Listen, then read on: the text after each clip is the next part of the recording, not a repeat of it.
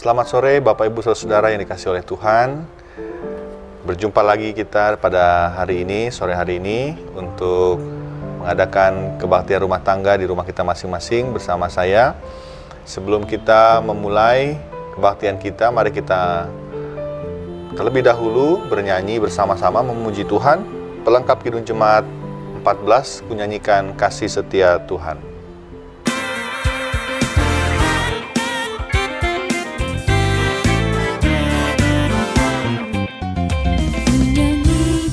Kasih setia Tuhan selamanya, selamanya. Ku nyanyikan kasih setia Tuhan selamanya, ku nyanyikan selamanya. Ku tuturkan tajamu, kasih setiamu Tuhan. Ku tuturkan tajamu, setiamu turun-temurun. Ku nyanyikan kasih setia Tuhan selamanya, selamanya. Ku nyanyikan kasih setia Tuhan selamanya, ku nyanyikan selamanya. Saudara-saudaraku, mari kita berdoa. Kita satukan hati, kita berdoa. Tuhan Yesus yang Maha Baik, sore hari ini kami kembali bersyukur kepadamu dan datang ke hadirat-Mu yang Maha Kudus di dalam kebaktian rumah tangga kami. Kami memohon kiranya dalam rasa syukur dalam segala keberadaan kami saat ini, kami dapat beribadah dan juga kami dapat menunjukkan bakti kami kepada Tuhan. Terima kasih atas penyertaan Tuhan yang senantiasa Engkau tunjukkan kepada kami semua. Terima kasih atas kesehatan dan juga kecukupan yang boleh Engkau berikan. Inilah syukur kami Tuhan, kami serahkan kebaktian kami sampai akhirnya nanti di dalam nama Yesus Kristus Tuhan kami. Amin. Saudara, sebelum kita membaca dan merenungkan firman Tuhan, mari kita kembali memuji Tuhan. Kita naikkan pujian Aku Mengasihi Engkau.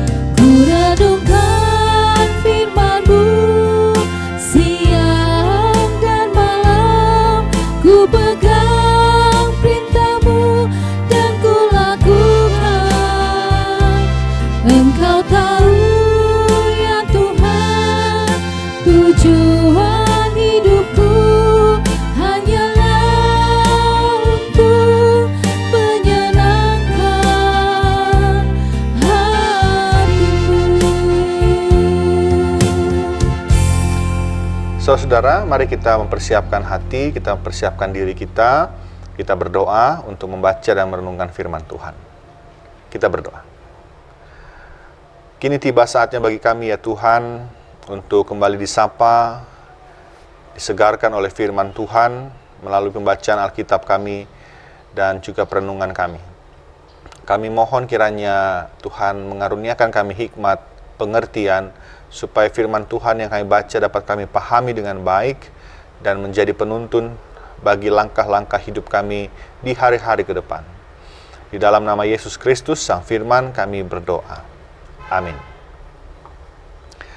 Saudara-saudara, pembacaan Alkitab kita sore hari ini diambil dari surat Roma, pasal 13 ayat 8 sampai ayat yang ke-14. Saudara-saudara dapat mempersiapkan Roma pasal 13 ayat 8 sampai 14, saya akan membacakannya untuk kita semua.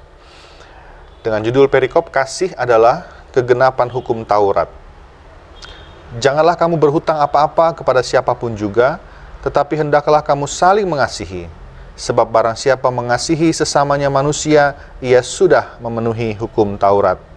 Karena firman, jangan berzina, jangan membunuh, jangan mencuri, jangan mengingini, dan firman lain manapun juga sudah tersimpul dalam firman ini, yaitu, kasihilah sesamamu manusia seperti dirimu sendiri.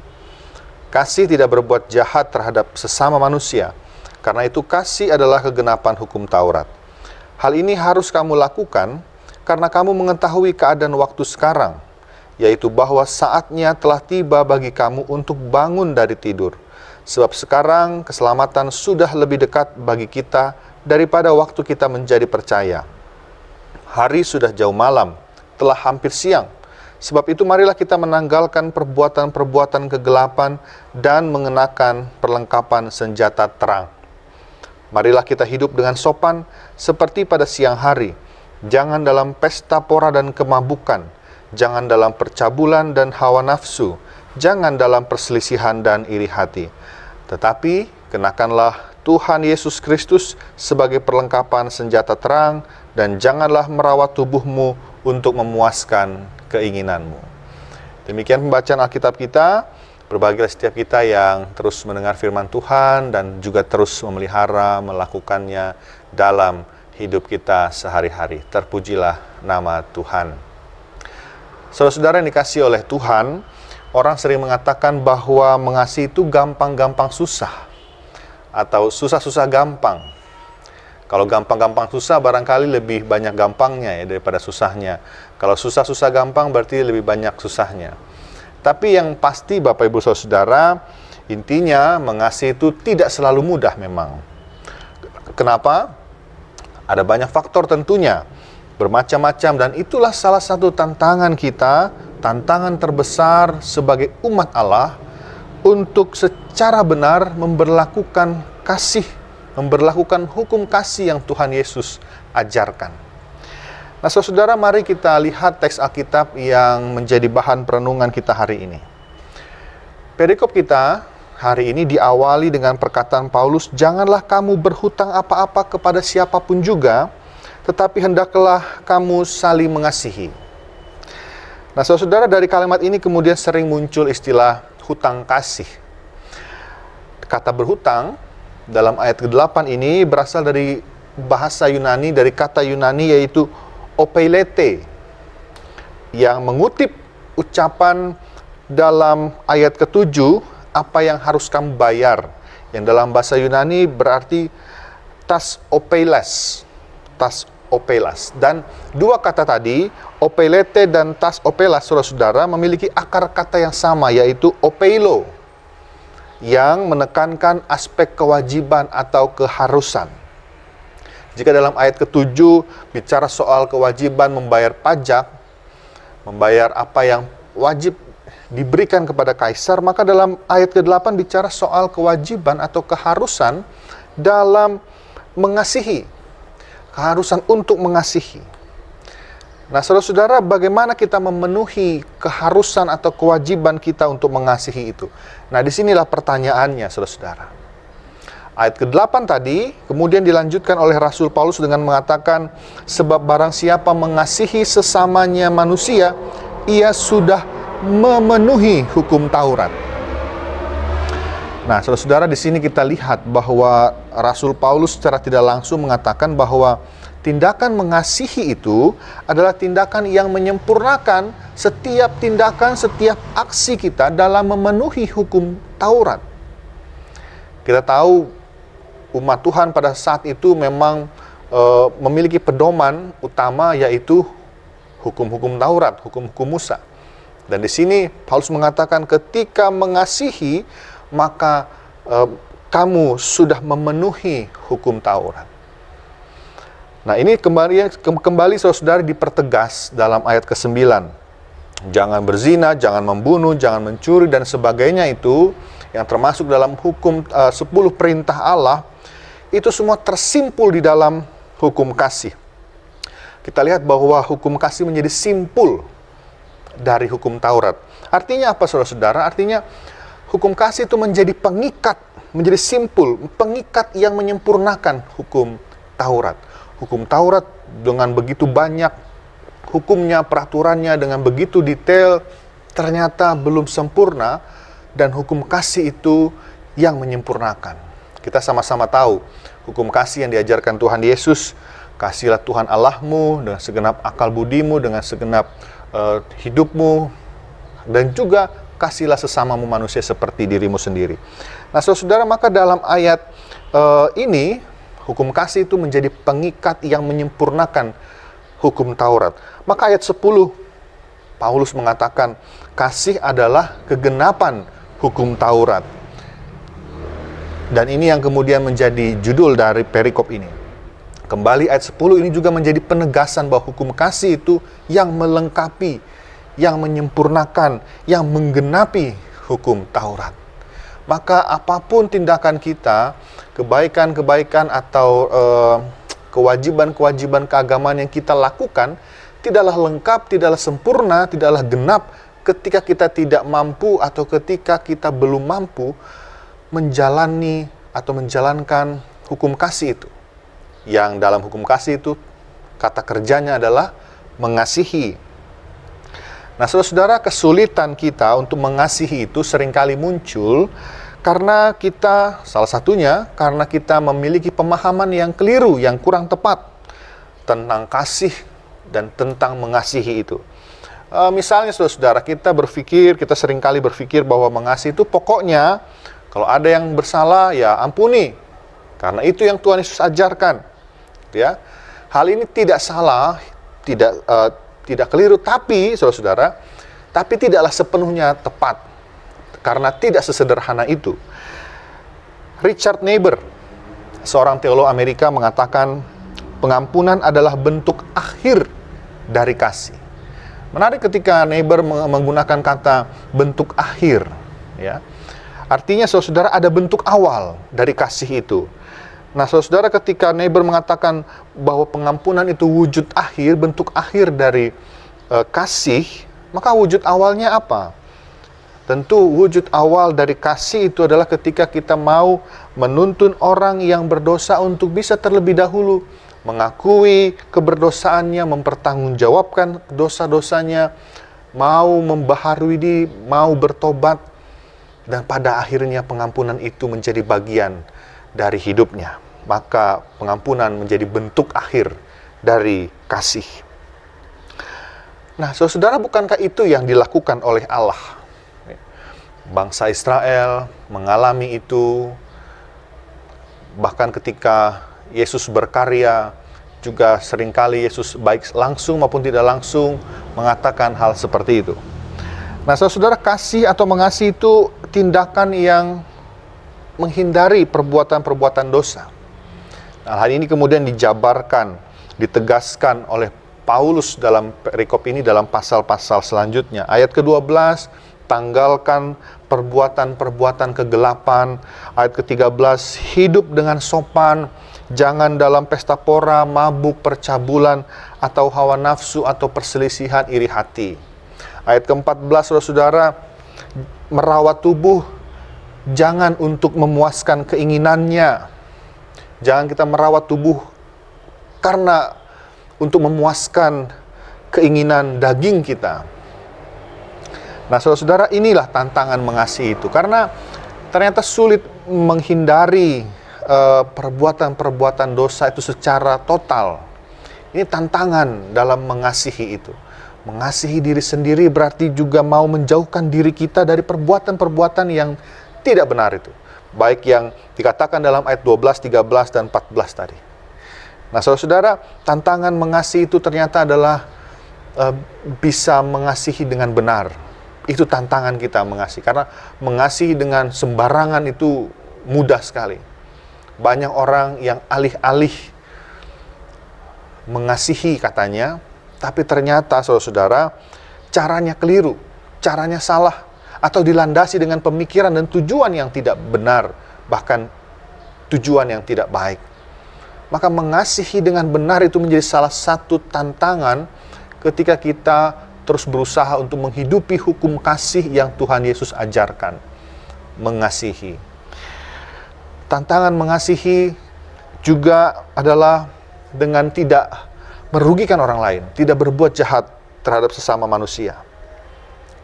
Nah, kerap kali saudara-saudara, alih-alih juga kita mengasihi, ternyata apa yang kita lakukan itu kemudian berakibat buruk pada orang lain, memiliki dampak, memiliki implikasi yang buruk untuk orang lain. Ya. Alih-alih mengasihi, namun dengan cara yang keliru, kita jadi mengabaikan sisi-sisi lain dari mengasihi, seperti pertobatan, seperti yang kita renungkan juga pada hari Minggu yang lalu. Mengabaikan sisi-sisi tanggung jawab, hidup kudus, keberpihakan pada yang benar, dan lain-lain. Oleh karena itu, saudara-saudara, mari kita terus berproses untuk bisa mengasihi dengan benar, sambil kita juga terus membentuk ulang pemahaman kita tentang mengasihi yang benar itu. Jangan-jangan tindakan yang kita anggap benar itu tidak mengasihi dengan benar. Jangan-jangan tindakan mengasihi yang kita pikir mengasihi itu ternyata menunjukkan ketidakberpihakan kita. Nah, saudara-saudara, tantangan-tantangan dalam mengasihi ini seharusnya tidak membuat kita menjadi pesimis atau berhenti berupaya dan belajar untuk mengasihi Tuhan dan mengasihi sesama. Tantangan-tantangan dalam mengasihi itu tentu harusnya memberikan kita semangat, motivasi untuk benar-benar belajar mengasihi dengan benar.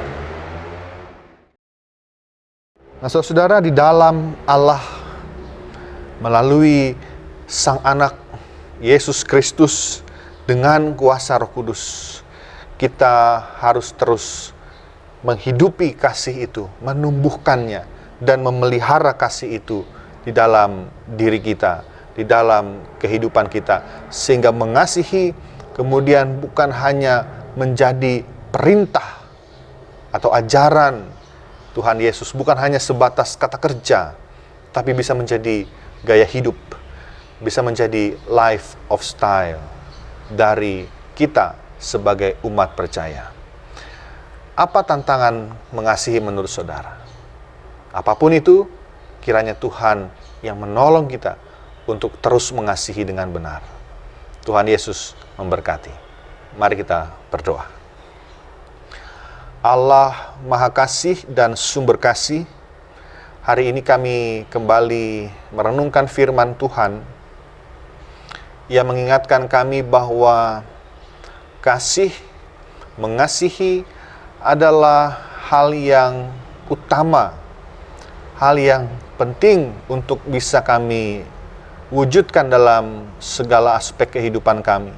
Karena itu menjadi kegenapan, menjadi penyempurnaan dari segala tindakan-tindakan spiritualitas kami.